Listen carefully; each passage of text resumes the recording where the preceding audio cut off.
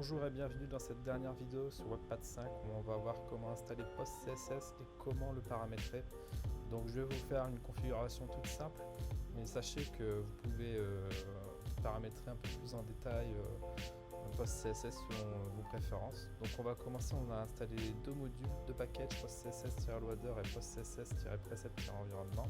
On va modifier notre règle sur le SCSS et CSS afin d'inclure notre nouveau loader. Sauf que celui-ci est un peu différent des deux autres, on va pouvoir directement spécifier dans les options qu'on veut utiliser notre précepte PostCSS-preset-env et vous pouvez recopier, mais il y a d'autres configurations, c'est selon vos besoins. Je vous invite plutôt à voir des tutoriels plus dédiés PostCSS si vous voulez en savoir un peu plus sur ça, si vous ne connaissez pas. Donc pour la suite,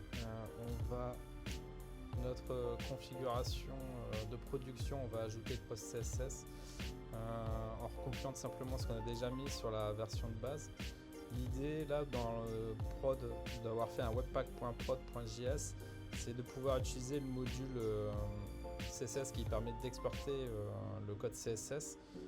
Comme ça, je vais pouvoir vous montrer qu'avec, par exemple, avec Flexbox, donc ma classe .flex, que ça ajoute effectivement les préfixes sur chacune des propriétés de Flexbox que j'ai écrites. Donc ça montre tout simplement que ça fonctionne et que PostCSS fait bien son travail. Donc voilà, c'était la dernière vidéo sur le tutoriel Webpack 5 pour les débutants.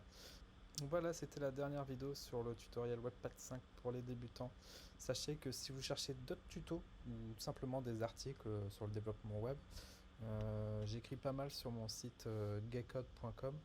Donc vous pouvez y retrouver pas mal de tutos et pas mal d'articles sur le sujet. Je vous remercie d'avoir regardé et je vous dis à la prochaine pour d'autres vidéos sur le développement web.